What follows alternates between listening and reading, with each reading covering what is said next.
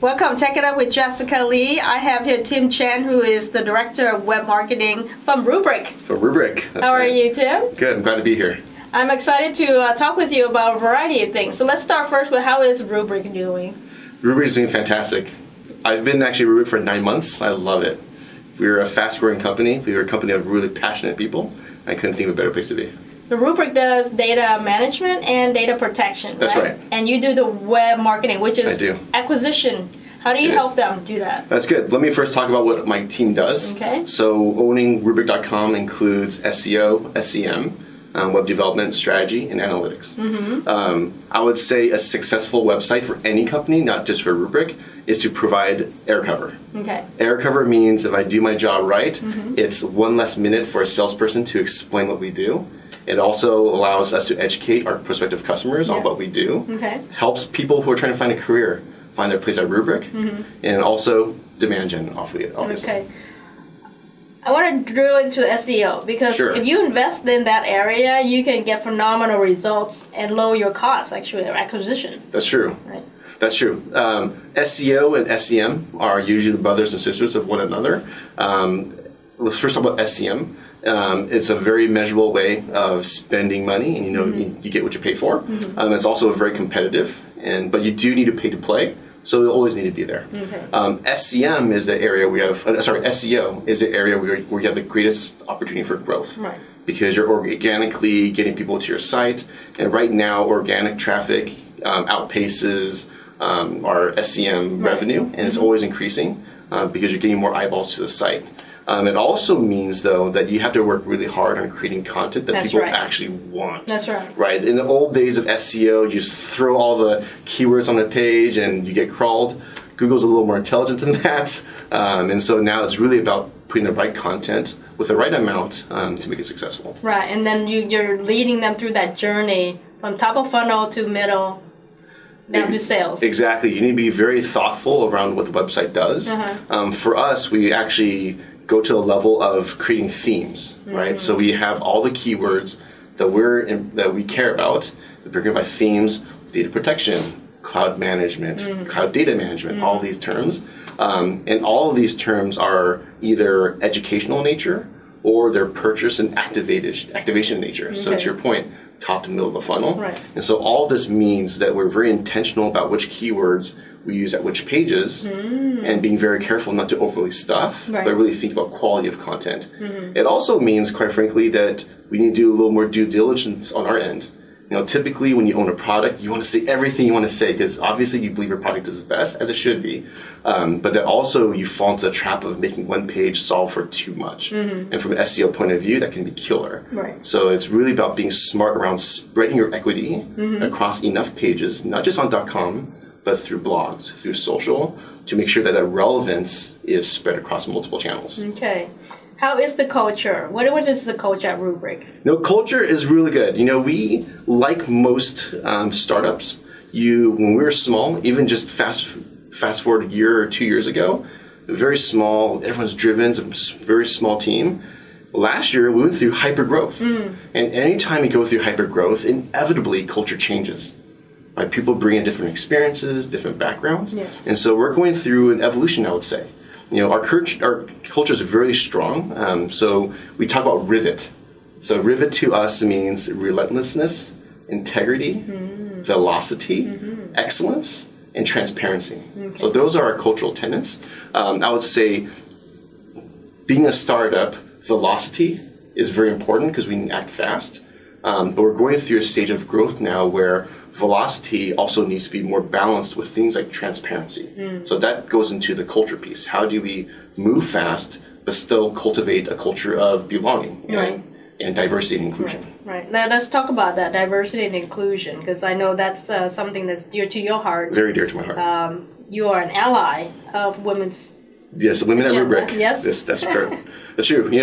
It may come from a place where I have 2 girls at home. Okay. And I'm also a strong believer in leaving the world better than how you found it. And when I came to Rubrik, and actually it was an opportunity for me personally to grow. I have a personal desire to be a culture carrier, and I would love my my legacy to be reflected on impact on people rather than work. And so, as I mentioned earlier, because the company is growing, there's an opportunity for me to help contribute to this growing culture.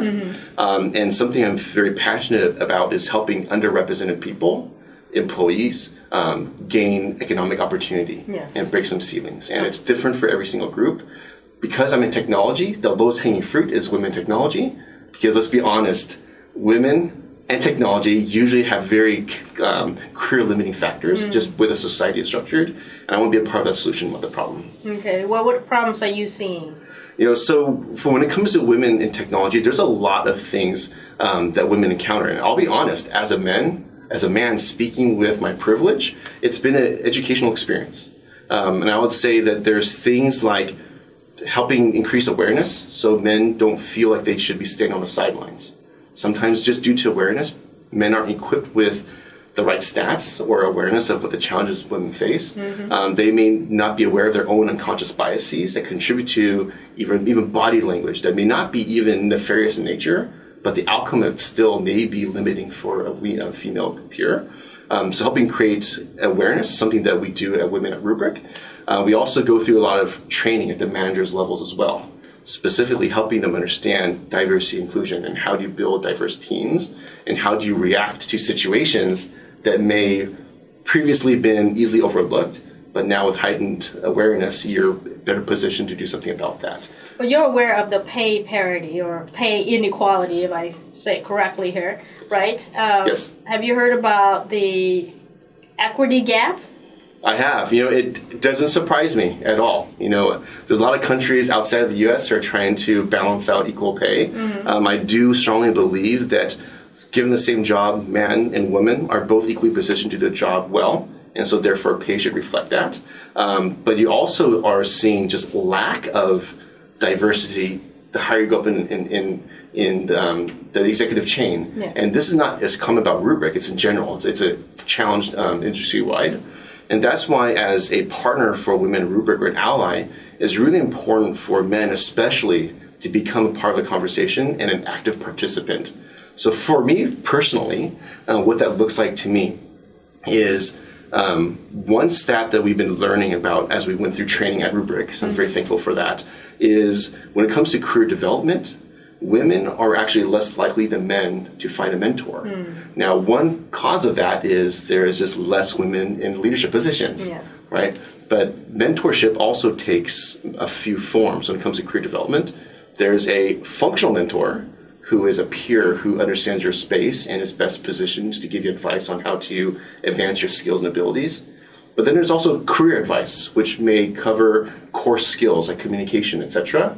And that, I believe strongly, is best positioned to be coached from someone who is like you, like a woman, female leader, for example, so Women for Women, because they've achieved or overcome challenges that maybe a male counterpart may not have. And their feedback may be a little more valuable and actionable.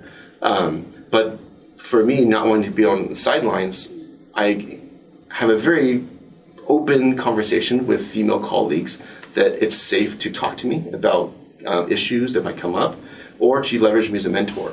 And one of my personal metrics for joining Rubrik was to build enough trust with women and peers within my team and outside to seek me for advice and self-initiate mentorship.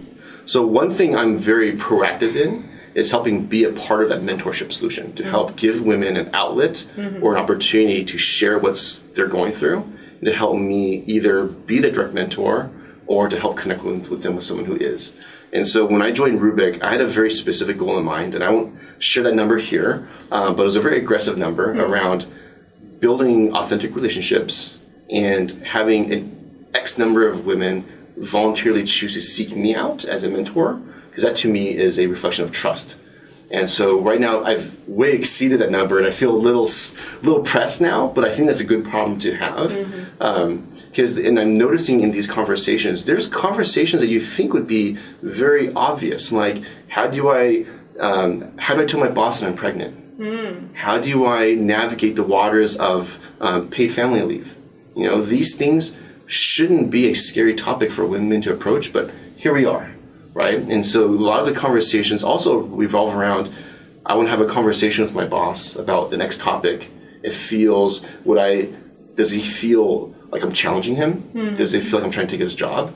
In what circumstances should I pull in human resources? Just helping them navigate these waters and helping them self-enablement in rounds of how they can solve and kind of navigate their own waters is just really important, just giving them the tools to do that. Do they ask you for advice on negotiating the pay part or the stock option part? So as a manager, there's things you're advised to say and some things you're advised not to say because it's out of your realm of expertise.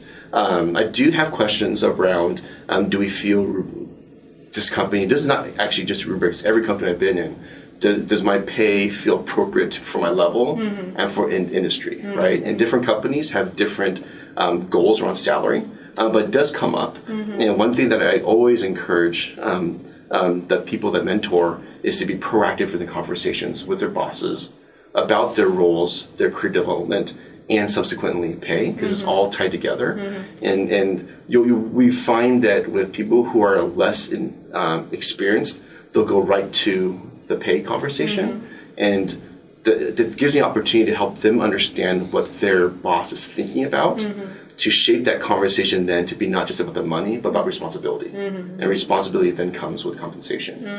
With someone who is more senior, allows me to then talk about what taking responsibility off of the shoulder of the boss means to, again, increase their own responsibility, but also then better position them for a conversation around promotion or equity gain.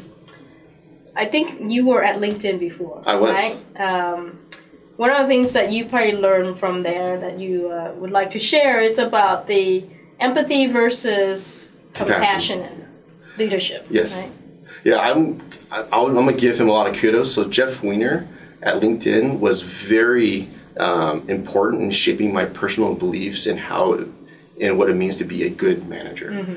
And he spends a lot of time, and you might have seen him on Oprah, and he actually has his own courses on LinkedIn Learning, talking about compassionate management and compassionate leadership. And he articulates the difference between empathy and compassion.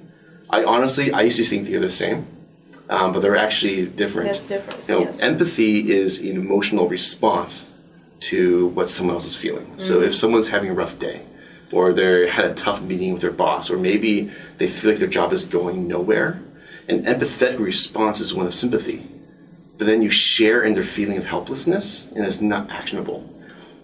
Compassion is a more objective form of empathy, where it is actionable, where you are in a position to help them do something about it. Yes. And so compassionate leadership for me, for my team specifically, actually takes a lot of effort, and that might be why it's so hard.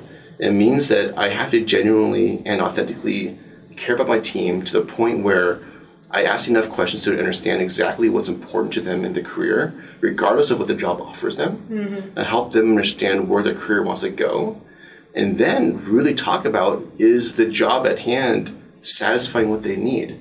It puts me in a position as a manager to then present challenges that allows them to grow into what's important to them, but also helps me explore opportunities outside of my team. If I have an idea of what they need and I can't solve for it, then by all means, if I genuinely have compassion and care about them, I would celebrate in them leaving my team to go to another if it advances their career.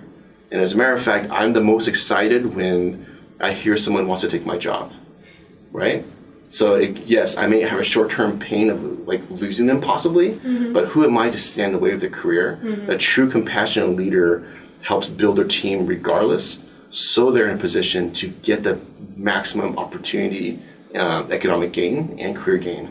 Especially a topic about women in technology you mentioned earlier. Yep. Because there's the equity gap, this helps me, again, at least with the people I have influence over, help them achieve a higher chance of maybe overcoming their own equity gap, whether that's stock equity or even salary. Now, I would hope to be a part of a solution as I advance in my career, to be in positions of more influence, to help make that something a part of company culture and requirements.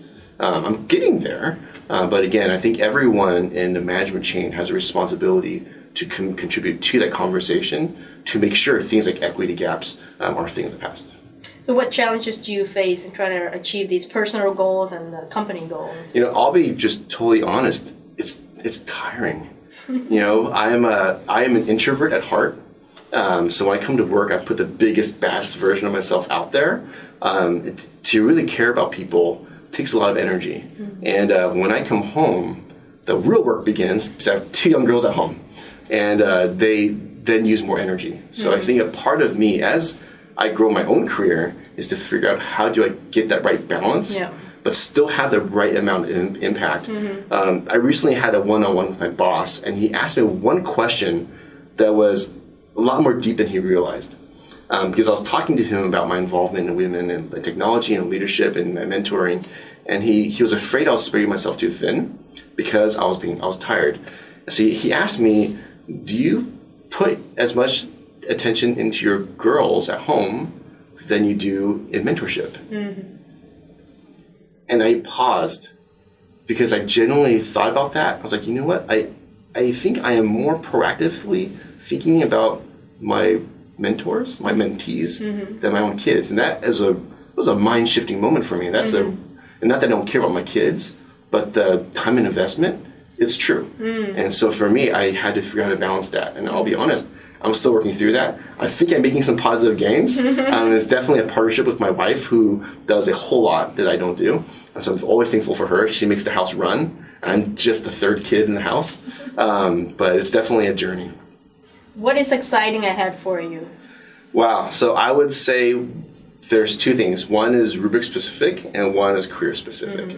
So at Rubrik, we just crossed Series E funding. Now it's the inevitable march to IPO. And as BitBull will actually encourage us, it's the march to the next 40-year company, of which IPO is just one blip on the radar. But I'm really excited about seeing our brand presence and evolution grow. And that will obviously be visually represented on things like a website. So there's a lot of things we're doing right now that really engages me in terms of just digital marketing, in terms of really looking at user experiences, running a lot of tests on a website, and using data to drive the next redesign or creative execution, whatever that might be. So that's very interesting to me. Personally, I'm trying to learn how to scale more as it pertains to my impact on culture. Yeah. And so having long conversations, I'm very closely tied to the people team at work in terms of helping develop our employees. I started a program within Web around always be learning, which is something I coined over from LinkedIn. And it's the act of prioritizing time to reinvest in yourself and learning. Right. Most companies talk about it. Most people don't have time to actually do it. Right. You say you want to save 20% of your time to go study. You're more likely to do work as a priorities. Yes. And so I actually make self-study and self-enrichment a requirement. And that means that I actually have to deprioritize things to make sure that happens. Right. So my team, on a monthly to month and a half cadence, we always get together. We study the same topic for a month, and we get together and share with one another. Last month was all about UX best practices and testing methodologies. The month before that was about leadership and how to be a successful communicator. Next month is going to be about how to be an effective presenter. So all of these things, I'm really excited about just seeing my team grow, seeing them come to life. My team, in their words, not mine, is a very happy one, and the morale is very high, and that to me is a indicator of my own personal success. Excellent. Well, I want to say thank you so much, Tim, for coming in and sharing about Rubrik, sharing about the women in tech, and you being an ally. That's great. I applaud you on that. And just speaking candidly about the struggles in work-life balance, right? Trying to do more at work, trying to do more at home. So thank you for sharing your thoughts with us. Thank you for having me. There you have it. Take it up with Jessica Lee, Tim Chen from Rubrik.